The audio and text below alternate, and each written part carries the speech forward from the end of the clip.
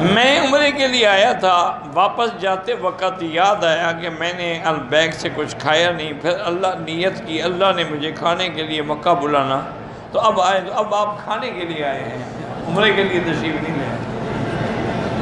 انا للہ و یہ اللہ سے البیک کھانے کے لیے آیا ہے۔ کھاؤ جناب، روز صبح شام کھاؤ۔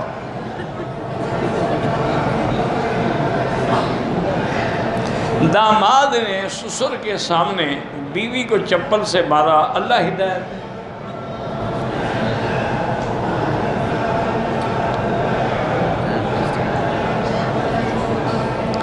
باپ کی پسند سے میں نے شادی کی ہے، اس سے پہلے عشق میں نے بہت کیا ہے، انشاءاللہ اب عشق نکل جائے۔ اب عشق نکالنے والی چیز مل گئی نا، انشاءاللہ عشق بالکل گھرل ہو جائے گا، فکر نہ کرو۔ وہ تو ایک وقتی گرمی ہوتی ہے، بات ختم ہو گئی۔ میرا دل کرتا ہے میں قرآن پڑھوں، لیکن میں نہیں کر پڑھ، تھوڑا تھوڑا روز پڑھا کرو، آہستہ آہستہ دل لگ جائے گا۔ عمرے والا مسافر اگر پوری نماز پڑھ لے بہرحال ٹھیک ہے، لیکن بہتر یہی ہے قصر پڑھے، کیونکہ جب اللہ نے معاف کیا ہے تو معافی سے فائدہ اٹھاؤ۔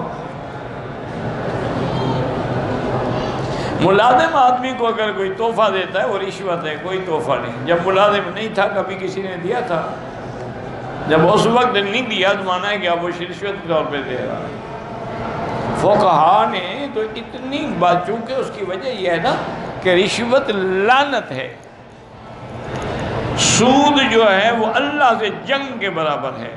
علماء اتنی احتیاط کرتے ہیں کہ مثلاً ایک آدمی کو آپ نے 1,00,000 روپیہ قرضہ دیا، قرض حسنہ دیا، کوئی سود نہیں، کچھ نہیں، آپ سڑک پہ کھڑے تھے، وہ اپنی کار میں گزرا، اس نے گاڑی روک لی کہ آئے حضرت میں آپ کو جہاں کہیں چھوڑ دوں، تو اگر قرضے سے پہلے بھی تمہیں اپنی گاڑی پہ چھوڑ آتا تھا تو بیٹھ جاؤ، اور اگر قرضے سے پہلے نہیں چھوڑ آتا تھا تو اب بھی نہ بیٹھو، ہو سکتا ہے قرضے کی لالچ میں دے رہا ہو اور کہیں یہ سود نہ بن جائے۔ اتنا احتیاط کرتے ہیں۔ امام ابو حنیفہ رحمۃ اللہ علیہ، جن کو اللہ نے اپنے دین نے حنیف کی خدمت کے لیے چن لیا، اور آپ کی کنیت بھی ابو حنیفہ ہو گئی کہ ملت ابراہیم حنیفہ، اللہ کا نبی کا دین حنیفہ، اور آپ بھی ابو حنیفہ، یہ وصفی آپ کی کنیت ہے۔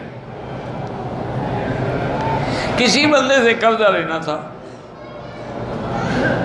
اتفاق سے آپ اسی راستے سے گزرے تو اس کا گھر راستے میں تھا، تو خیال آ گیا کبھی میں اس سے قرضہ مانگ لوں، تو وہاں گئے، گرمی تھی، بڑی زبردست دھوپ پڑ رہی تھی، اس کے گھر کے آگے بڑا شیڈ بنا ہوا تھا، کنڈی کھٹکھٹائی اور فوراً دھوپ میں آگے کھڑے ہو۔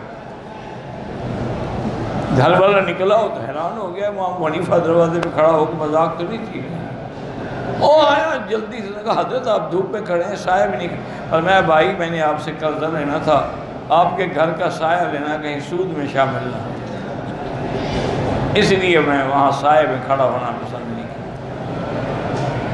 آج کل کون پرواہ، آج کل تو عمرہ کرنے نہیں آتے، البیک کھانے آتے ہیں، یہ بھی پتہ نہیں حلال ہے یا حرام ہے، یہ البیک کے جبرے آتے ہیں، تم بھیجتے ہو، کہاں سے آتے ہیں؟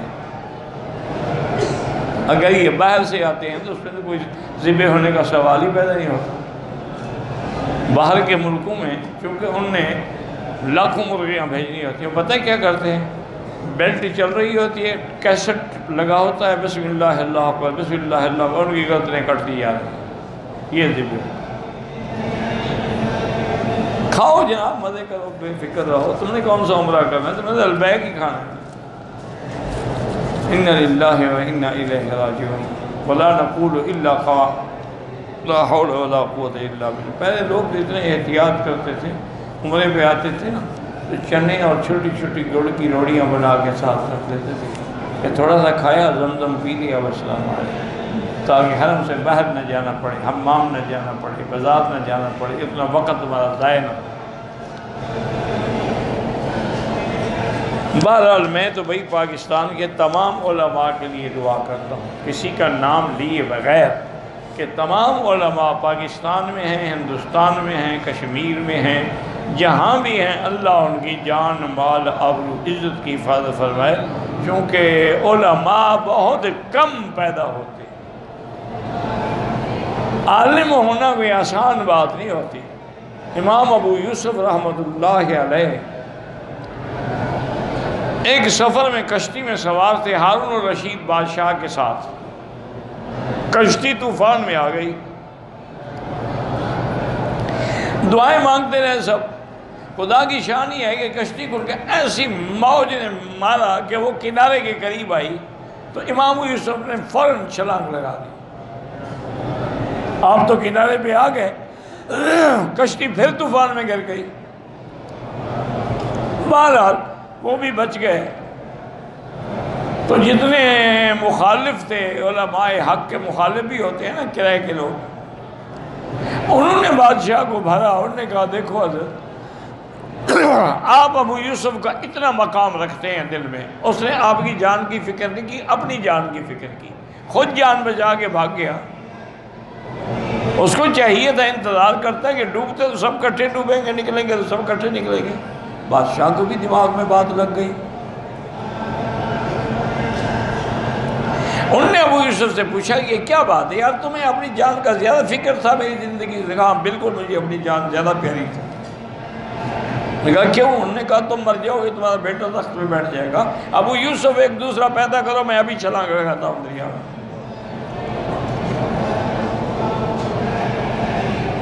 تمہارے جیسے کہ بادشاہ مر گیا اور بیٹھ گیا، وزیر بن گیا اور اس کا بیٹا وزیر بن گیا کوئی، لیکن عالم بننا تو بڑا مشکل ہے نا، وہ تو صدیوں میں رنگ لاتی ہے حنا بس جانے کے بعد۔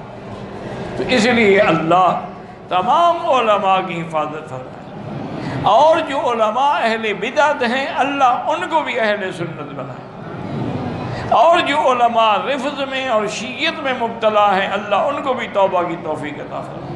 ہم تو سب کا خیال رکھتے ہیں۔ صفا مروا میں وضو نہ ہو تو بغیر وضو کے بھی ہو جاتی ہے، طواف نہیں ہوتا۔